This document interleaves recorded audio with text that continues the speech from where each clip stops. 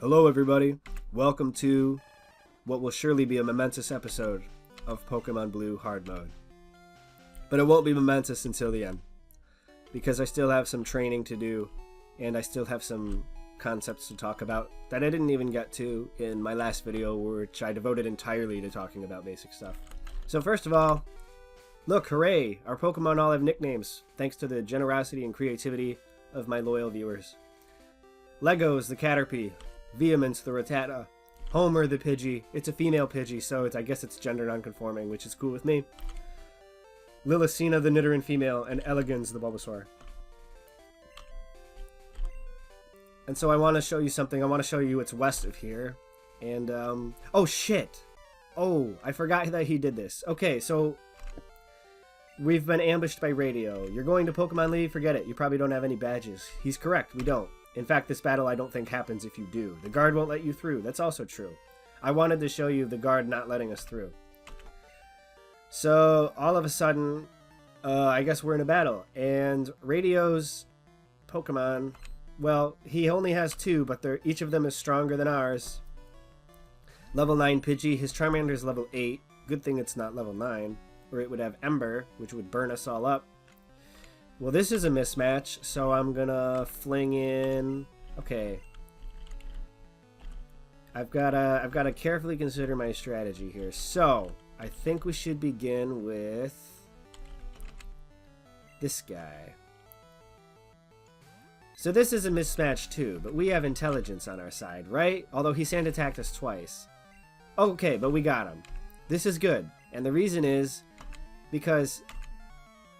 Oh, that's really good luck. Okay, so these stat changes that we're throwing around with Sand Attack, Growl, Tail Whip, etc., they reset if you switch. And almost every single enemy trainer in the game never switches. So they're stuck. So Pidgey and Homer have hit each other with Sand Attack twice, but Pidgey's stuck with it. Homer, because he's controlled by me, is a little too smart for that.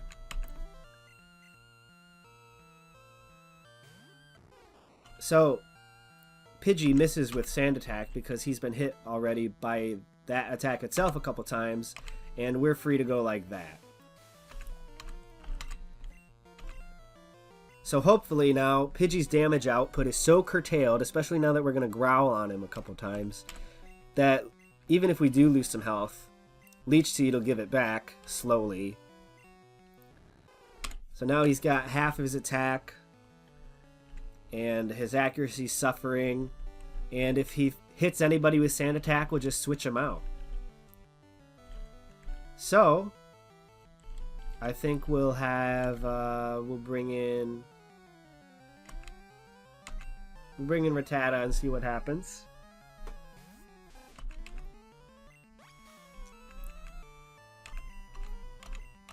So now Leech Seed works every time that Pidgey gets a turn. Oh, we got a little critical hit, but it did barely any damage because Pidgey's level 9. And look how much damage we take from Gust.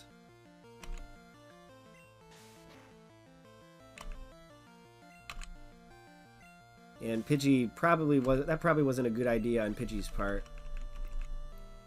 Although he did get us to miss, yay him. Okay, so here's what I'm going to do. I think this is the right strategy. I'm going to bring in Pidgey because I'm anticipating that, okay, this hit isn't going to matter. Keep in mind that Gust that did 5 damage, and what did it do to Rattata? Like, it did 6. And then we got 2 HP back. That was with 2 Growls. It would have done more. So what we're going to do is we're going to have Homer the Pidgey. We're going to have him ready for Radio's next Pokemon. Because we're going to use the same strategy. And I want him to be ready. Because we're not doing the option where we just get to, like, choose who we send out. So that's pretty cool. We got 4 Pokemon to contribute to that kill, and now we gotta go against a Charmander. It should not be as bad, because Charmander doesn't have Sand Attack. So, Homer's in a little danger here. I probably shouldn't have left him in, but okay, we got a couple Sand Attacks in. We can bring in Charmander and use the same strategy.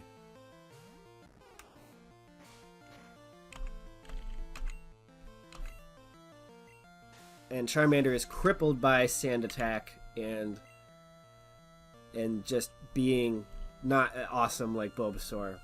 I'm not a big Charmander fan. And with the growl, I'm kind of just trolling him. Because, I don't know, it's fun.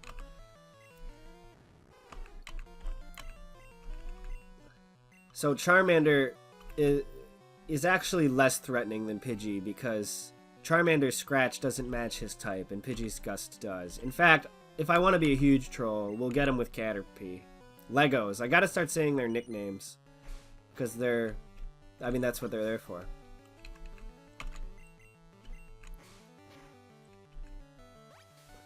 So as you can see, even if he hits us with Scratch a couple times, we can recover the health back and survive an extra one. And I'm going to really troll him by using String Shot. There, you saw it. Oh, I missed. Keep in mind, Tackle only has a 95% accuracy. So we're going to give this kill to the man, the myth, the legend, Legos. Well, this Caterpie is females, too. So let me talk a little bit about how I know that, and also how they got nicknames. So if you've played this game before, you know that you can't change nicknames or give nicknames until you get to a certain point in the game where you go into the house of a guy called the Name Raider, whose job this is. How did I add the nicknames? I cheated.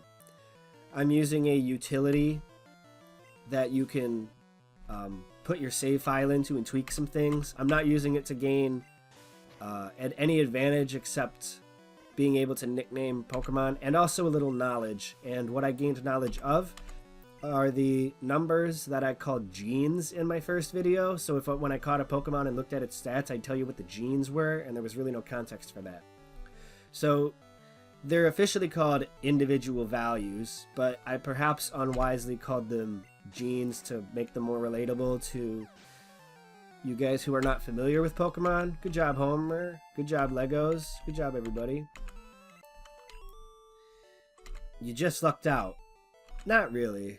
I applied and executed a strategy. But sometimes we'll win with luck. Alright, bye. Yeah, so genes, individual values. So every Pokemon has a set of base stats. For example, all Rattata are fast, and that's because every Rattata, there's a set of numbers that's the base stats for Rattata, and the speed one is high, at least for an unevolved Pokemon. So all Rattata are fast. All Bulbasaur have good special, and just kind of the other stats are almost equal. However, every individual Pokemon, like, Vehement versus another Rattata, differs. And so in every stat, every individual has a value between 0 and 15, with higher being better. And so the higher your IV, the more stats that individual has. So every Rattata is fast, but not every Rattata is equally fast, and it's their IVs that make some faster than others. So this is our destiny. We're going to eventually come in here, and this asshole is like, only truly skilled trainers are allowed through. Listen, did you see me beat Radio? Did you see me execute the strat and troll him? I was toying with him. Rules are rules, though.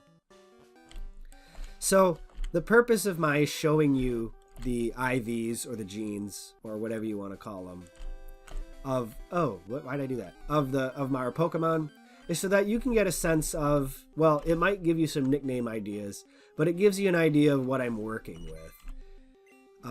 Because if you see that a Pokemon has a 0 in a stat, then chances are, if it has lower stats than, say, 7 in its values, excuse me, I'm getting over some illness, then we know that I'm not working with a particularly glowing specimen of the species. Oh, hey, guess what's about to happen, folks? Your first one. I hope you're already sitting down.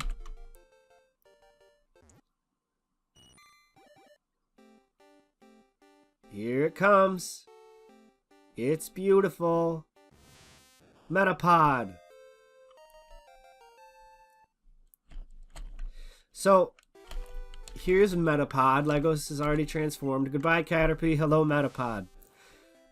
Legos is very weak. Its defense is its highest stat, but still not really that good. It's barely better than Caterpie, and arguably worse, because it's not good at fighting. But we'll put up with it till level 10. And it still has Trackle and String Shot. It doesn't have Hard. So, with what I can remember from the IVs of my Pokemon, they're not really high.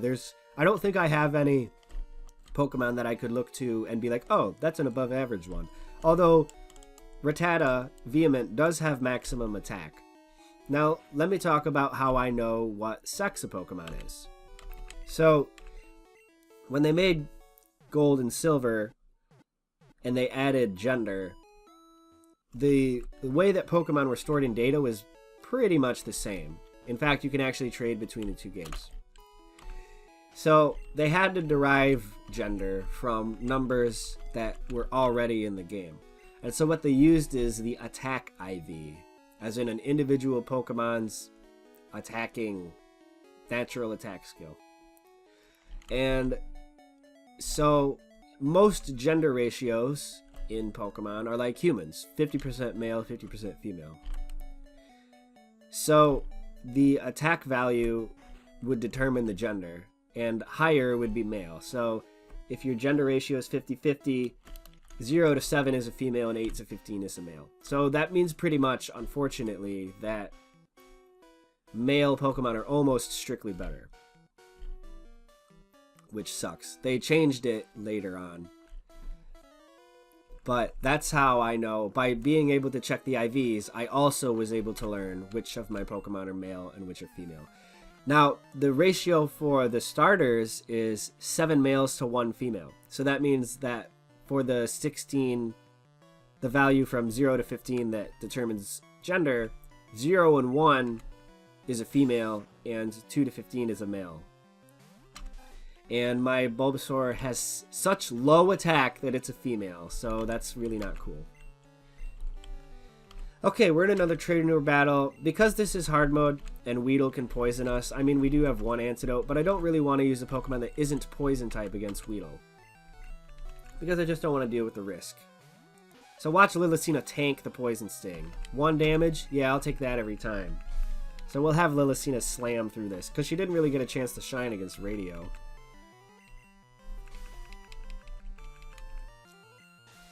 So, unlike in future games also, and I'm probably going to regret this, Bug is weak to poison. So, if he uses Poison Sting here, he's really not going to like it. 7 damage. Okay, at least it didn't poison.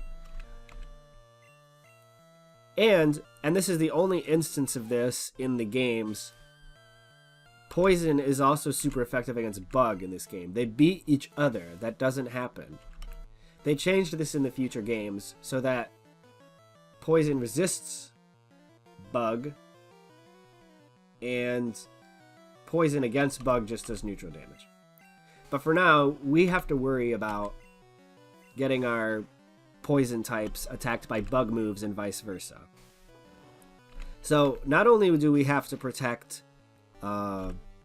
Metapod from Weedle, soon we're going to have to protect Bulbasaur from a Bug type attack, because Bulbasaur, being grass and poison type, takes quadruple damage from Bug attacks. Alright, Cocoon is basically free experience, so we want to give some of that to Metapod. Well, we don't want to. I want to do it so I can show you Metapod's ultimate goal in life, but I mean, yeah, it's Kakuna. It's Metapod is not good. Here, we'll even troll the Kakuna. We'll get some health back. Here, watch. This is the ultimate troll. We'll have Metapod just sit here, do 1 damage at a time with Tackle, get 1 HP back with Leech Seed. As Pokemon level up, of course, their raw HP value gets higher. So Leech Seed will go from, like, there'll be a point in the game where it goes from healing 1 every time it goes, like, swoop, to healing 2 and then more. Hey, Metapod got a crit. Good job, Legos. I gotta stop saying the species name. Here, we'll let Metapod heal to full. Keep in mind that Metapod is attacking and it's taking this long. And here, we'll get Lillicina a couple HP too.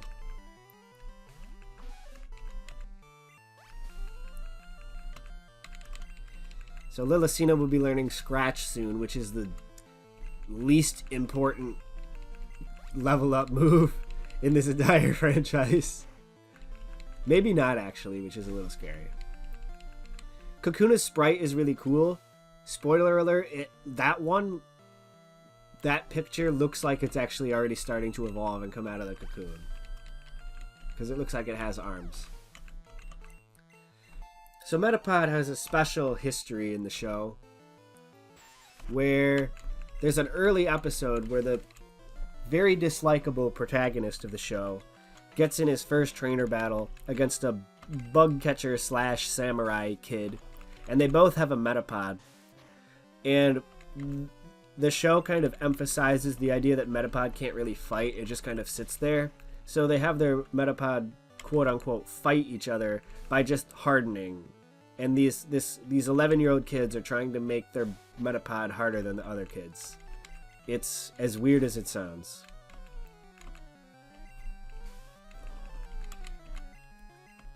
Alright, and we'll just smash through that. Hey, get ready. Oh yes, thank God. Now, to be fair, Scratch is strictly better than Tackle, so I'll be continuing to use it. Huh? I ran out of Pokemon. Yeah, because you suck. Yeah, okay. Hey, an item. So, I should explain about the items on the ground. They use the Pokeball sprite for them. There's not a Pokemon in here, it's an item. Now, you might think that that's just like, oh, well, yeah, why not just repurpose the sprite that you already have? Well, later in the game, there's going to be a Pokemon that looks like a Pokeball, and it'll prank you by appearing to be an item, and you'll pick it up, and oh shit, it's a Pokemon. So, it's just kind of weird. This creepy music is great. It makes me feel very alone, and that the bugs are closing in. They're just not very threatening bugs. Okay, can I be honest? I really wish that I had a Pokemon that could just mow through these guys, because I mean, that's pretty good, to be fair. I should really put Legos in front. Although Legos isn't really going to be contributing to what's coming up. Oh, good job. You missed with Tackle. Good job. We're going to be fighting in a Pokemon gym this episode.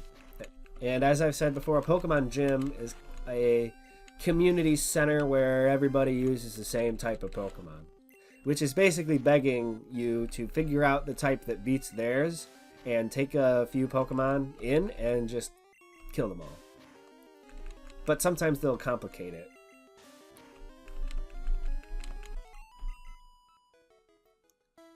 Alright, so we're making our way through the winding forest. Get another item here. I think this one's a potion. Hooray! Alright, so even though Legos is evolved, I'm still going to use the bait and switch method to train him. Because it takes a while. Actually, okay, he could probably take a level 3 Caterpie. Let's hope, right? Wow, that's really impressive.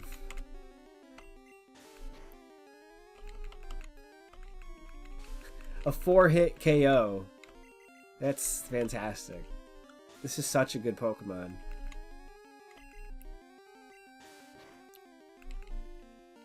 Yay. How long until level 8? Let's see. 61. Okay. We need to give Rattata some more attention, really. What's the hurry? The hurry is that I want to get my team evenly leveled for the gym battle. But that's a long time to watch a video. Alright, so now Legos doesn't have to face a super effective poison attack because we're just going to go right into Lillicina. Does nothing. So Poison Sting is a very weak attack. Every Pokemon attack does a minimum of 1 damage, and so we just took that minimum. Furthermore, poison types can't be poisoned unless there's special fringe circumstances, so Lillicina doesn't have to worry about seeing the screen shake, the telltale sign of being poisoned, which would be very bad in the way that I'm playing this game. Level 9 Weedle. Oh, this is a scary trainer. Very scary. Weedle, I don't think we've met a wild one. If we have, I don't remember. But I really liked Weedle as a kid because he's easy to draw. Okay, so Lillicina looks like she's turning out well.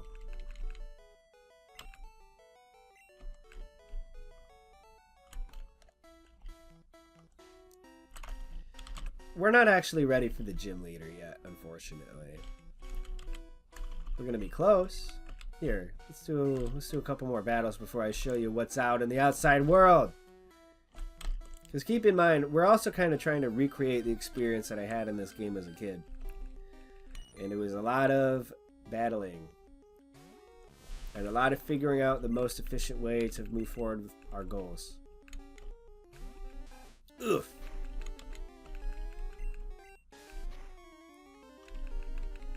And I think something good is about to happen. Not about to happen, but soon with Rattata. Kill him. Aha. Pranked by Tackle. Alright, Legos. Not bad.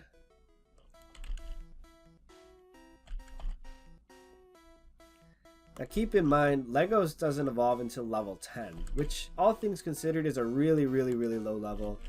It's by far the lowest level to attain the third of a 3-stage evolutionary line. But it just feels like an eternity when you're training a Metapod against low-level Pokemon. But I'm having fun. So, I'm definitely just not gonna let Legos smash against this Metapod over and over.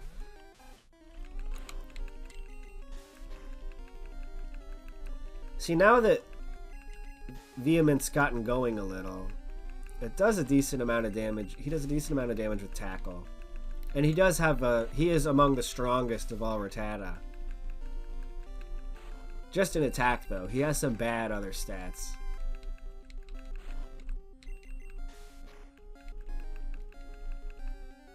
There we go. I just realized that Rattata's back sprite depicts its ears and its nose. I spent a long time thinking that was just a blob. What a great day for me. I told you guys this was going to be a momentous episode.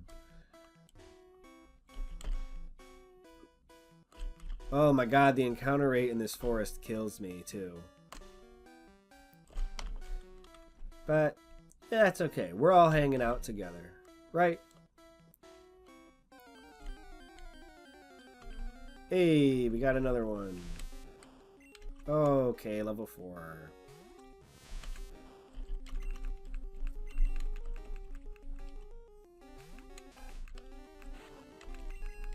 Wabamski.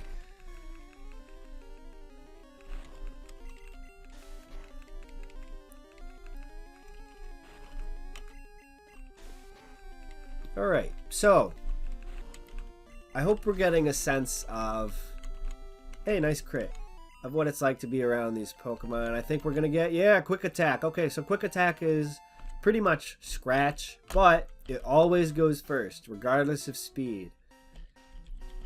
Somewhat annoyingly, but it makes sense.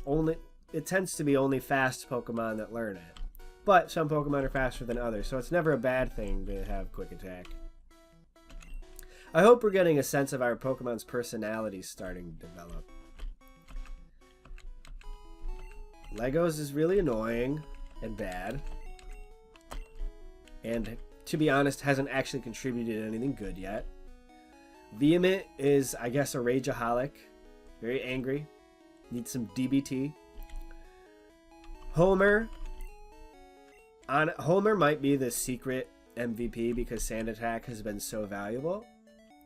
Lillicina has really helped, not against Radio at all, but against Weedle. And Elegans is kind of the nuke. I mean, he shows up when he's needed, but he can also troll with Leech Seed. So here we are. We made it to Pewter City. It's kind of gray and dull. And here we have a Jigglypuff.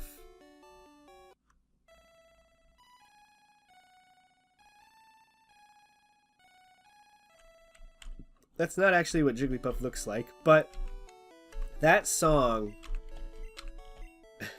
gave me such a sense of mystery and wonder as a kid, because also it's foreshadowing of what is to come, and we're going to be entering a very magical place. Pokemon learn new techniques as they go. Pokemon become easier to catch when they are hurt. Okay, good. Well, now I don't have to explain that stuff to you. What else is in Pewter City, you may wonder? Well, there's this garden here, I guess. Do you know what I'm doing? No. I'm spraying Repel to keep Pokemon out of my garden. Well, there are no Pokemon in here, so I guess it's working, which makes this place useless to us. So what else is here? We've got a Pokemart. That building on the left is the gym. And we've got the museum. I don't want to go in there because it costs money. But I guess I have to because I got to show you guys the game. It's 50 Poké Dollars for a child's ticket. Would you like to come in? Fine. Fine. So, there is some cool stuff in here that foreshadows good things. Fossils. Look at that amazing fossil. Doesn't it look terrifying? Aerodactyl, a primitive and rare Pokemon. Well, too bad it's extinct and we'll never ever see one. Same with this one. Kabutops. One of my favorites. But, you know, it's too bad it's extinct and you don't get to use it in the game ever. So this is a Moonstone. This will be important later, so I won't get into it now. July 20th, 1969, the first lunar landing. What? That's a reference to the real world. I bought a color TV to watch it. Wow. So this is kind of some of the only evidence that... Not the only evidence. The earliest evidence that, hey, Pokemon is considered to take place on Earth. We have a space exhibit now. That's quite clear. Space Shuttle Columbia. Okay, I don't think that's the actual space shuttle. And that girl can't concentrate on all the learning that can be done here and just wants a Pikachu from her dad. We haven't met a Pikachu yet, I don't think, either. Or did we? I think we may have in the last video. I don't know. Your memory doesn't get a lot of brain energy when you're trying to grind. So yeah, the literal Space Shuttle Columbia was mentioned. Rest in peace. Alright, we gotta keep training. So, having to show you that used up valuable training time, and we gotta be a little better to go against the gym leader.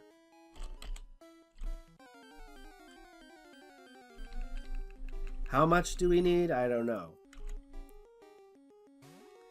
How much does everybody have to go? Okay. 158. 70, that's not bad. 134. 126. Oh, that's so long. That's so long, you guys.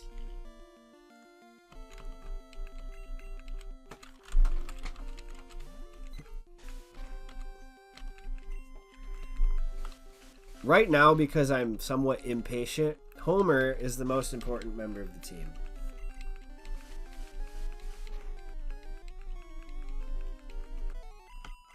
Let's see if we can get Homer up another level. In fact, forget Legos. Let's just get Homer going. There might be points maybe in this playthrough where I'll consider doing a little leveling up off camera. But for now I want you guys to understand some of the work that I had to put in to being ready to meet challenges that this game throws at you without being able to fast forward.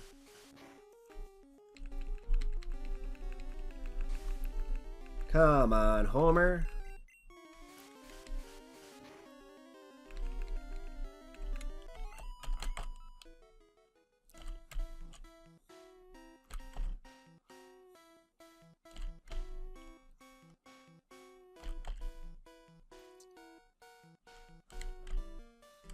Oh, la la la la la la la la. Come on. There we go.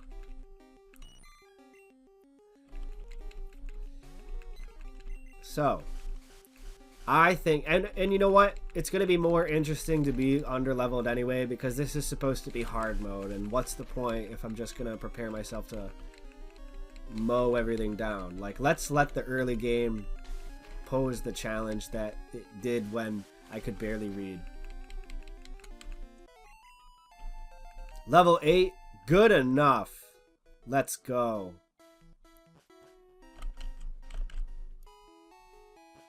Alright. So, I think we're just going to go into the gym. I'm going to heal first. I'm not going to buy any items just to make it tough. And let's make it, yeah. Life in the fast lane, on the edge, out of the frying pan into the fire, baby. Alright, so, here's the gym. When we beat this gym's leader, we will be awarded with a badge. It's rumored that Clefairy, usually it's proper for Pokemon, the plural of Pokemon to be Pokemon, and the plural of a specific Pokemon to just be its name. You don't say an S. You don't put an S. So maybe this girl just doesn't know how to talk. But yeah, Clefairy is a Pokemon that exists. We're probably not going to get one. We're going to put Homer in front so he can cheese. We're going to use the same strategy as before. So let me tell you something. I'm not worried about Brock, the gym leader. Here, let me give you a primer here. The rock solid Pokemon trainer. Nah, he sucks. It's this first guy that you want to worry about. Okay, let's see what this guy has to say. I can tell you have what it takes to be a Pokemon champ. Yeah, tell me how to win. First Pokemon out of a match is at the top. Okay, I think we're a little beyond that, but thanks. Okay, so we could ignore this guy and just walk up to the gym leader. But what fun is that? So here we go. Stop right there, kid. You're still light years from facing Brock. A famous line. Okay, here we go. This could actually fucking suck. I'm just telling you now. This could be. Oh, he sends out Diglett first. Oh shit. Diglett's really fast. That means he gets a lot of critical hits. So I could be just dead here. Alright, ready? Are you ready to live life on the edge? He hit me. Oh, this is actually really bad. Okay, so. Oh, what's the strategy here? I'm changing tactics. I was going to use Bulbasaur, but I'm going to use Rattata instead. And look, here, we're going to make use of Quick Attack. Diglett is much faster than Rattata, especially with a 4-level gap, so we need to go first. Hey, we critted him! And Sand Attack is saving our asses. Oh my god, I critted him twice! That's so awesome. Screw you, Diglett. Bye. Sandshrew. Similar to Diglett, a ground type. Well, that's about the only similarity. Sandshrew is slow and tough. So, we're going to start with this. And we're going to have Elegance handle this. Oh my god, that's a lot of damage. Oh my god, no, this is bad. Okay. We are at risk of death if Sandshrew uses Scratch and gets a crit. So, Time for Lillicina because she's healthier. Oh! And hey, we get 2 HP from Leech Seed. So that's good. So that's a much greater percentage of her overall HP. Okay, she's going to do some sand attack spam.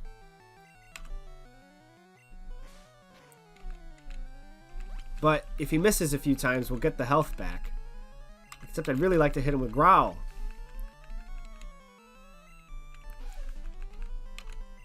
Come on, let's go. So as you can see, we're making our health back, even though this is actually pretty slow. But if we get critical, we're in big trouble. I think I can survive now, but... Okay, that's bad. I should actually switch. Because, I mean, we've almost won this battle. I'm not sure I want to put Rattata in, because if Rattata gets critical, it's over. So, probably over for Rattata. So, we'll even send in Metapod. Here, we'll even troll the Metapod, the Sandshrew with String Shot. Hilarity ensues. And probably unwise, but I'm just going to put Lillicina back in and we'll actually start attacking. Yeah, whatever. Okay, so we're back up to the point where we can survive a critical scratch, I'm pretty sure.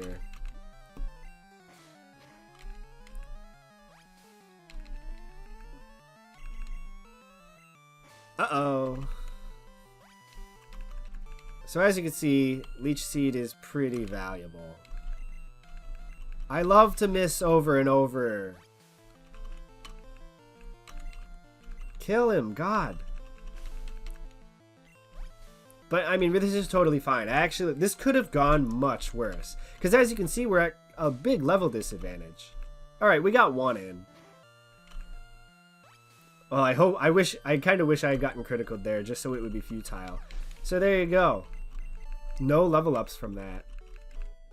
Light years isn't time, it measures distance. That guy's line is pretty famous. He's just an overall dumb kid. So, that was pretty awesome.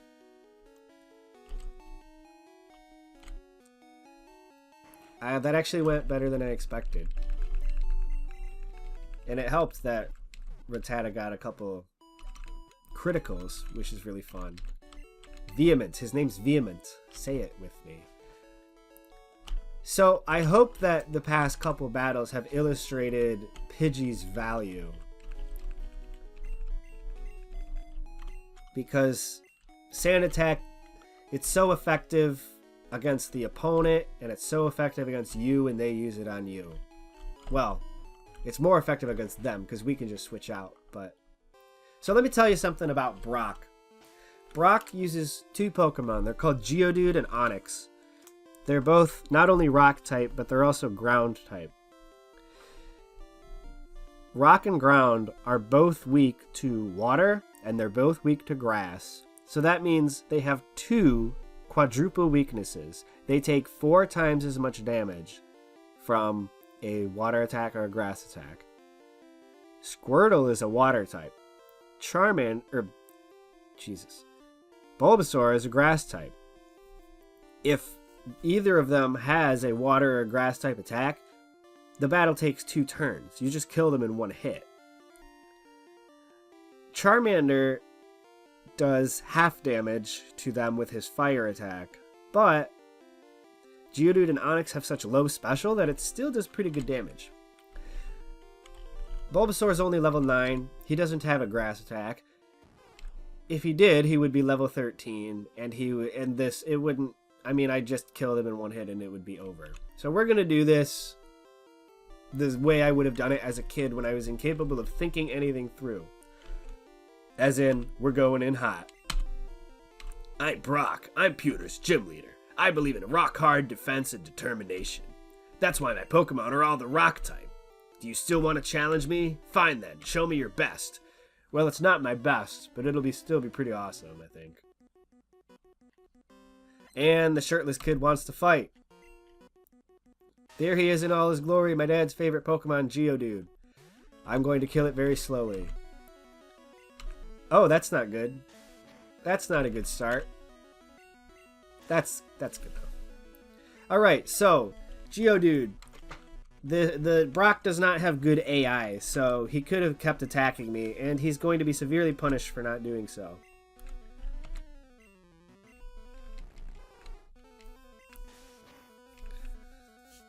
We're going to growl him a couple more times. So, the challenge, the reason that the first gym leader is rock type is because rock resists normal. So if I use tackle on him, it does that much. Which means you have to figure out something else. You have to use your strategic thinking or your appreciation for diversity to figure out a way to kill these guys. It's kind of your coming out party as a trainer. And it represents the first step of your maturation from just a guy who uses tackle to really beginning to discover the richness of all the Pokemon available and the strategy in the game. And you get some diversity on your team and all that good stuff.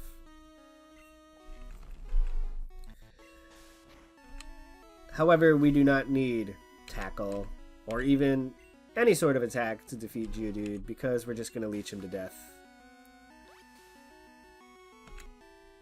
We're actually not getting that much health back. The issue is that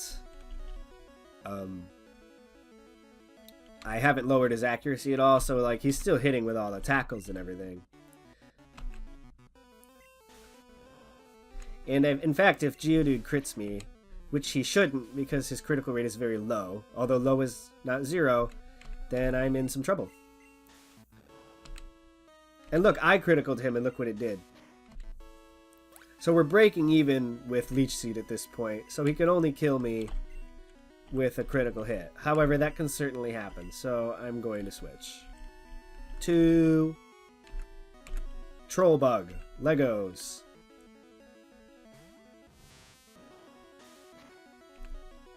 Wow, that's fun. Here, what I'll try to do is I'll bring in Homer real quick. This is what I should have done before instead of bringing in Metapod. I guess it's not going to work. Hit him with the sand attack. Bring in Elegans again. Hope that he misses and then just get a little extra health back. But I also could have just died. Finish him. There we go. Okay.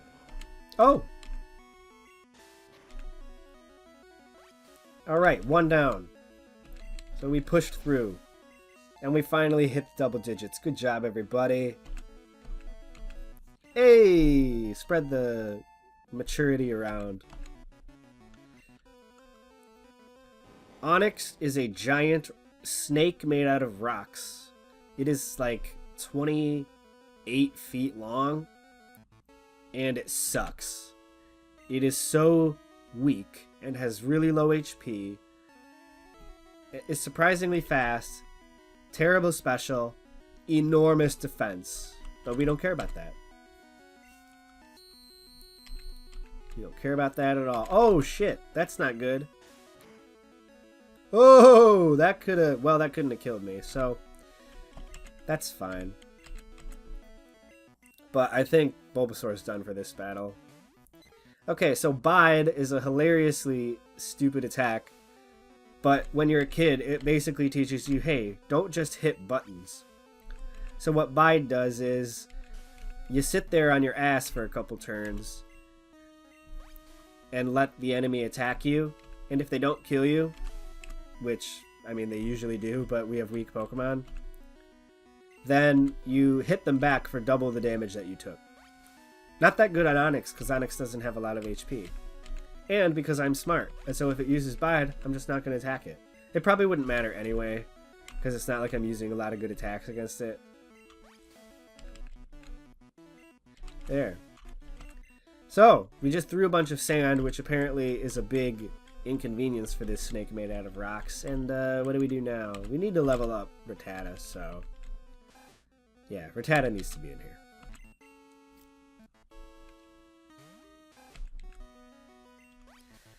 And now we just kind of sit here and, well, we can use quick attack. Because I think Onyx is, well, I mean, look at the level gap here. So this will be kind of awesome. Hey, a critical hit. That's kind of fun. And we'll just slowly watch Onyx die in its coils of crappiness.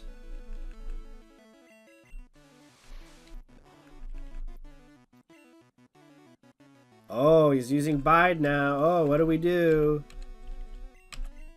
So Leech Seed damage doesn't contribute to what Onyx delivers back with Bide. It only matters what we do with the attacks that we select.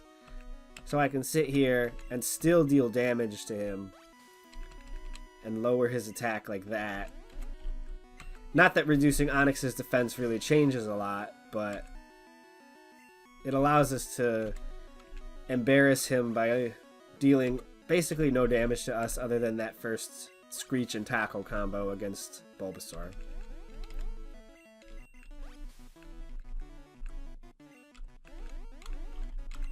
Finish him. There, we got our first badge. Homer get 2 levels out of this? Or 1? I don't know. Alright, good job everybody. I took you for granted. Wait, I think what he meant was I took you for granted. As proof of your victory, here's the Boulder badge. We got it. We are 1/8 of the way there, folks. Not exactly. And now we can flash people. Just kidding, we can flash tunnels. And now, look at this backhanded compliment. So a TM is a technical machine, which is a silly way of saying it's an item that teaches a move. And you can use it once in this game. And the move that this item teaches is Bide. The attack that I just showed basically does nothing. So what we're going to be doing with that, especially because I spent 50 Poké Dollars to take you to the museum, is we're going to sell it. And that's 1,000. That's pretty good for such a shitty move. So there. I got the last word, really. Because that was an insulting reward. So I'll just show you what I think of that. And let's heal up. Nobody died. And they made a couple trainers look like big fools. So all in all, that was pretty great. Let's briefly review the team. But first, a preview of where we're going. We're going to head east to Route 3. And the music changes. We're out in the wilderness now. And we're going to be confronting the wilderness with... Hold on a second.